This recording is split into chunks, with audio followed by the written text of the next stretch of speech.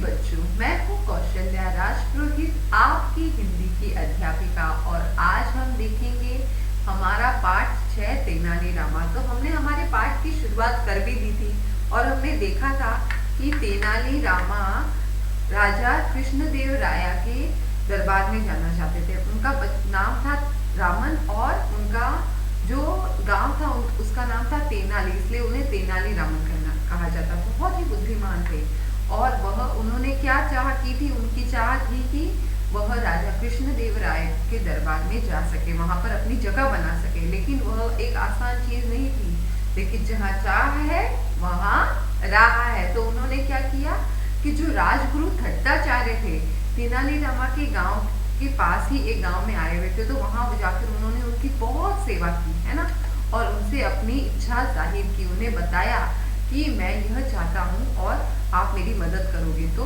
भट्टाचार्य उससे बहुत प्रसन्न थे उसकी सेवा से, इसलिए उन्होंने उसे वचन दिया कि मैं जरूर तुम्हारी मदद करूंगा, और वापस लौट गए राजधानी, यानी कि जो कृष्णदेव राय का दरबार था वहाँ राजधानी जो कैपिटल थे वहाँ लौट गए। अब आगे क्या होता है हम देखेंगे। रामन काफी दिनों तक प्रतीक्षा करते रहे, पर थट्टाचार्य का कोई संदेश नहीं आया। रामन ने अब सोच लिया कि थट्टाचार्य ने वचन दिया था और पहले के दिनों में अगर कोई वचन देता था तो उसे जरूर मानता था, उसे जरूर पूरा करता था। तो रामन को विश्वास था कि राजगुरु जरूर उसकी मदद करेंगे, उससे कोई संदेश आएगा, उसे बुलाया जाएगा। तो उन्होंने उसकी प्रतीक्षा की, लेकिन थट्टाचार्य का तो कोई संदेश नहीं आया। अतः रामन ने स्वयं महाराज कृष्णदेव राय के दरबार में जाने का निश्चय किया।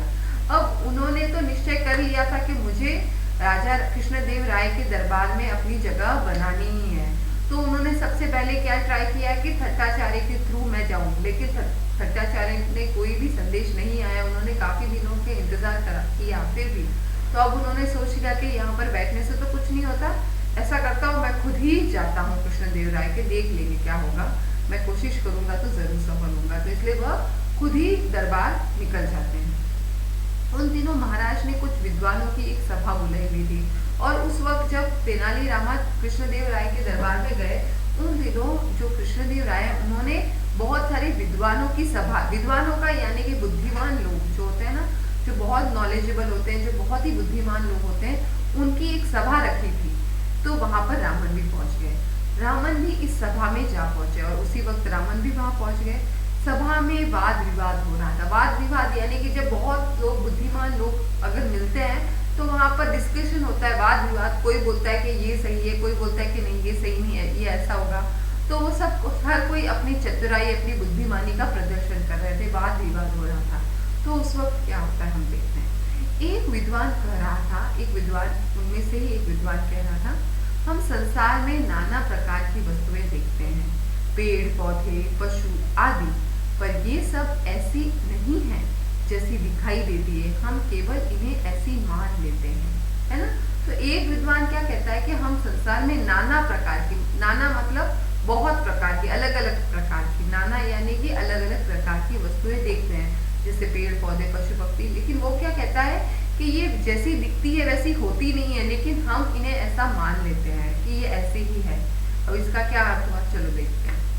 दूसरे विद्वान इस बात पर विचार ही कर रहे थे। दूसरे लोग सोच रहे थे कि ये क्या कह रहा है ना, कि जो चीजें दिखती है वो है नहीं ऐसी, हमको लगता है कि वो ऐसी है।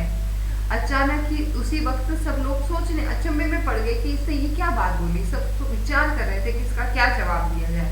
तब तक रामन उठ गए और उन्होंने कुछ बोला। क्या बोला देखते हैं। दूसरे विद्वान इस बात पर विचार ही कर रहे थे कि अचानक रामन खड़े हो गए। उसने उस विद्वान से पूछा, मान लीजिए हम कोई चीज खाना चाहते हैं, तो क्या केवल यह मान लेना ही काफी है कि हम वह चीज खा रहे हैं। तो उसका तर्क करते हुए, उससे विवाद करते हुए उसने क्या कहा कि, विद्वान ने क्या कहा कि जो चीज हम मानते हैं ना वैसी होती नहीं है, हम मान लेते हैं इसलिए वो हो जाती है वैसी, है ना। जो हमें दिख रही है वो ऐसी है नहीं, हमने माना हुआ है वैसा। तो रमन ने उसका उत्तर देते हुए क्या कहा कि समझ लीजिए कि हमें कुछ चीज खानी है ना, मैं कुछ खाना चाहता हूँ और मैंने मान लिया कि मैंने वो खा ली, तो सच में मेरा पेट भर जाएगा क्या, या वो चीज मान लेने से ही मैं खा लूंगा क्या उसे, ऐसा होगा क्या।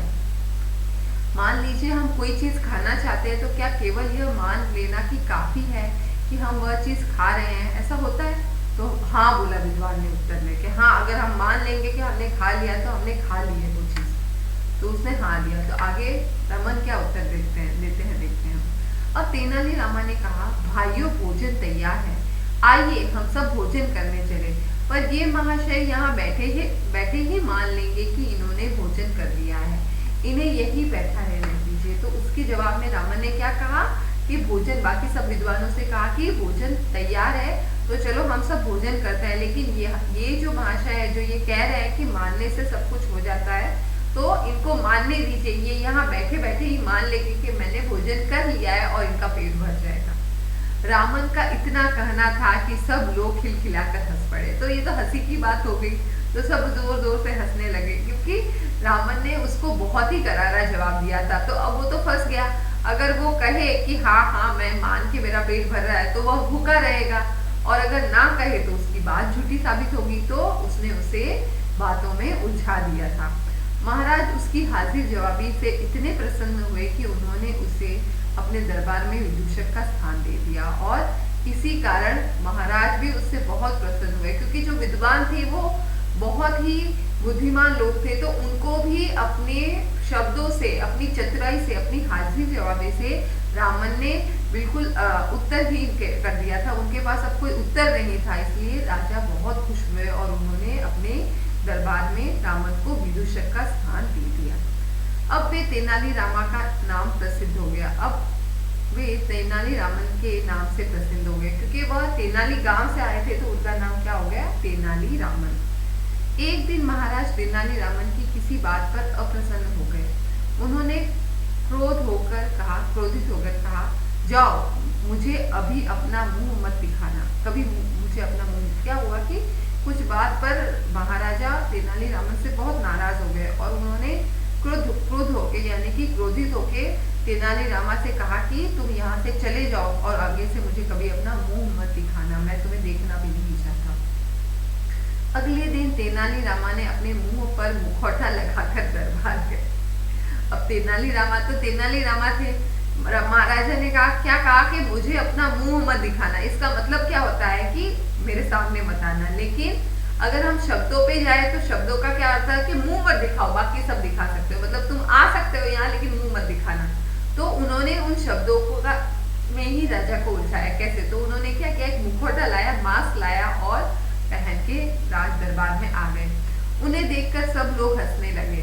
महाराज ने देखा तो वे बड़े क्रुद्ध हुए। उन्होंने सिपाहियों से को आज्ञा दी, इसे ले जाओ और जेल में बंद कर दो। तो राजा तो पहले से उससे नाराज थे और उन्होंने उससे कहा था कि मुझे अपना मुंह मत दिखाना। तो तेनालीरामा ने चतुराई करते हुए क्या किया, मास्क पहन के आ गया कि देखो मैं तो अपना मुंह नहीं दिखा रहा। तो इस बात से तो राजा को और ज्यादा क्रोध आ गया और उसने अपने सिपाहियों को क्या आज्ञा दी कि इसे जेल में बंद कर दो। तेनालीरामा ने नम्रता से कहा, बहुत नम्रता से कहा, अपराध क्षमा हो महाराज, मैंने तो आपकी आज्ञा का ही पालन किया है। मैं तो अपने मुंह पर नकली चेहरा लगाकर आया हूँ ताकि आपको मेरा मुंह न दिखाई दे। तो उसने क्या कहा, बहुत ही नम्रता से कि मेरे को क्षमा करना, मेरा अगर अपराध हुआ है, लेकिन मैंने तो वही कर रहा हूँ जो आपने मुझे कहा। आपने मुझे कहा था कि अपना मुंह मुझे मत दिखाना, इसलिए तो मैं ये मास्क, ये मुखौटा पहन के आया हूँ ताकि आप मेरा मुंह ना देख पाए और आपको मैं अपना मुंह ना दिखा सकूं। इसीलिए मैंने ये मुखौटा पहना है ताकि मेरा मुंह ना दिखाई दे। यह सुनकर महाराज गुस्सा उतर गया और वे हंसने लगे और उनको हंसी आ गई, है ना, क्योंकि बात का बिल्कुल ही अलग मतलब निकाल के तेनालीरामा ने उसको पूरी बदल दी थी। तो उनका गुस्सा बिल्कुल एकदम से झटके से उनको हंसी आ गई। तेनालीरामा के विषय में अनेक कहानियां प्रचलित है और बहुत सारी कहानियां तेनालीरामा की प्रचलित है, लोग सुनते हैं, सुनाते हैं। एक बार की और बात है, क्या बात होता है देखते हैं। महाराजा कृष्णदेव राय अपनी प्रजा का हाल जानने के लिए राज्य के विभिन्न भागों में जाना चाहते थे। तो कृष्णदेव राय क्या सोचे कि मेरी प्रजा कैसी है, उनका हाल क्या है, वो हमें जानने के लिए मैं राज्य के हर प्रदेश में जाकर, विभिन्न प्रदेशों में जाकर उनका हाल खुद देख के आऊंगा। सभी दरबारी चाह रहे थे कि महाराज उन गाँव में जाए जिनकी दशा अच्छी है, या उन गाँव में जाए या उनके गांव में जाए। तो दरबारी क्या चाह रहे थे कि जो जिसकी दशा अच्छी है, जहाँ पर सब कुछ अच्छा है, महाराज वहीं जाए, वही देखे, है ना। जो गलत चीज हो रही है वह उन्हें पता नहीं चले, या तो वह उनके गांव में जाए जहाँ से वो दरबारी थे, या फिर अच्छे गांव में जाए जहाँ पर सब कुछ सुविधा है। इससे उनके गांव की मदद हो जाएगी और गांव वालों पर उनका रोब भी पड़ जाएगा। तो दरबारी क्या चाहते थे, या तो जो गांव अच्छे पहले से ही अच्छी दिशा में है वहां पर राजा जाए, या फिर जो उनका गांव है वहां जाए। तो अगर उनके गांव की दशा खराब भी होगी तो वो सुधर जाएगी और लोगों पे उनका रौब भी बढ़ेगा कि देखो मैंने राजा को बुला के यहाँ तुम लोगों की सबकी दशा अच्छी करवाई और तुम लोगों का अच्छे दिन आए। तो इसलिए वह चाहते थे कि वो उनके गांव में जाए या फिर जो गांव पहले से ही अच्छा है वहां जाए। एक मंत्री बोला, महाराज इस बार आप मेरे गांव चलिए। तो वो क्या बोलता है कि महाराज आप इस बार मेरे गांव चलिए। महाराज सोचने लगे कि आखिर किस गांव में जाया जाए। उन्होंने तेनाली रामा की ओर देखा और वह अचंभे में हो गए, क्योंकि हर कोई बोल रहा था कि मेरे गांव चलिए मेरे गांव चलिए। तो उन्हें अब कंफ्यूजन हो गया था, तो उसे समझ नहीं आ रहा था। सोचने लगा कि मैं कौन से गांव में जाऊं ताकि मुझे सबकी खबर हो जाए कि असल में लोगों की क्या तकलीफें पता चल जाए। तो उन्होंने तेनाली रामा की तरफ देखा। तेनाली रामा क्या कहते हैं? तेनाली रामा ने कहा, महाराज आपका हाथी जिधर ले जाए उधर जाइए, है ना। तो वो क्या कहता है कि जहां आपका हाथी आपको ले जाए ना वहां चले जाइए। तो कोई कंफ्यूजन नहीं होगा, कोई झगड़ा नहीं होगा, है ना, क्योंकि आप किसी को भी नाखुश नहीं करोगे। तेनाली रामा की बात सुनकर सभी को बड़ा आश्चर्य हुआ। दूसरे दिन महाराज हाथी पर सवार होकर चले दिए। कुछ और लोग भी साथ थे। चलते चलते हाथी ऐसी जगह पहुंचा जहाँ के लोग बहुत गरीब थे, और हाथी तो बिल्कुल अपने मन मर्जी का है। तो चलते चलते हाथी एक ऐसी जगह पर ले गया राजा को जहाँ के लोग बहुत गरीब थे। उनकी हालत देखकर महाराज बहुत दुखी हुए। वे बोले, हमें मालूम न था कि हमारे राज्य में इतने निर्धन लोग भी हैं रहते हैं। और राजा उनकी गरीबी देख के, उनकी हालत देख के बहुत दुखी हुए और वे कहने लगे कि मुझे तो पता ही नहीं था कि मेरे राज्य में भी इतने निर्धन लोग हैं, कि इतने गरीब लोग हैं और इनकी ऐसी हालत है, जबकि मैं राजा हूँ, मैं ऐसा कैसे होने दे सकता हूँ। तो उन्हें बहुत दुख हुआ। हाथी हमें बिल्कुल सही स्थान पर लाया है, इन्हें वास्तव में हमारी सहायता की आवश्यकता है। और राजा समझ गया कि हाथी बिल्कुल सही जगह पे लाया। जो सच में गरीब थे, जिनको सच में राजा की सहायता की आवश्यकता थी, वही हाथी उन्हें ले गया था। महाराज की बात सुनते ही महावत ने अपनी चादर उतार फेंकी। तेनाली रामा को सामने देखकर सब चकित रह गए। और क्या हुआ कि जो महावत हाथी को ले जा रहा था ना, जो हाथी को दिशा दिखाता है, हाथी को चलाता है, ये देखो आप यहाँ पर एक फोटो में देख सकते हो, ये रहा तेनाली रामा, है ना, ये इस पर बैठा है और इसने चद्दर ओढ़ रखी थी और वह हाथी को ले गया था। तो सबको क्या लगा कि हाथी खुद वहां पर गरीबों के पास गया है, लेकिन नहीं, हाथी को उसका महावत ले गया था। और राजा को समझ में आ गया कि भाई मैं सही जगह पे आया हूँ। जब राजा ने ये कहा तो तेनाली रामा ने, जो महावत बनकर चद्दर ओढ़ के बैठे थे ताकि कोई उन्हें पहचान ना सके, ये देखो यहाँ पर सिर पे रखा हुआ चद्दर, उन्होंने अपनी चद्दर फेंक दी। और तेनाली रामा को सामने देखकर सब चकित हो गए कि ये तेनाली रामा यहाँ महावत बन के क्या कर रहा है।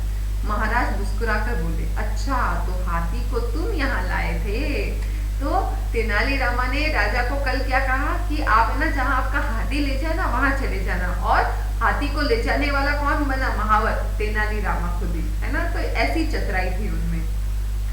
जिस प्रकार बिरबल के चुटकुले बड़े चाव से सुने जाते हैं, उसी प्रकार तेनाली रामा के चुटकुले भी बड़े प्रसिद्ध हैं। तेनाली रामन केवल एक विदूषक ही नहीं थे, वरन वे तेलुगु भाषा के एक प्रसिद्ध कवि भी थे। वह तेलुगु भाषा के एक बहुत प्रसिद्ध कवि भी थे। तो देखो इससे हमने क्या सीखा कि तेनाली रामा भी चाहते तो राजा को अपने गांव तेनाली ले जाते, है ना, ताकि उनका भी वहां रौब पड़ता। लेकिन वह निस्वार्थी थे। उनको यह चाहिए था कि राजा बिल्कुल सही फैसला ले और वो बिल्कुल सही लोगों की मदद करे। इसीलिए उन्होंने क्या किया, महावत बनके उनको बिल्कुल सही जगह ले गए। क्योंकि सारे दरबारी उलझ गए थे आपस में, सब कह रहे थे यहाँ जाओ वहां जाओ। राजा भी सोच में पड़ गए थे, पता ही नहीं चल रहा था। तो इन्होंने यह तरकीब लगाई और राजा को बिल्कुल सही जगह ले गए। इसलिए राजा भी खुश हो गए, है ना। तो यह हम यहाँ तेनाली रामा से सीखते हैं कि बुद्धिमान है फिर भी निस्वार्थ कार्य करना, तभी उनका नाम आज भी मशहूर है। ठीक है, धन्यवाद।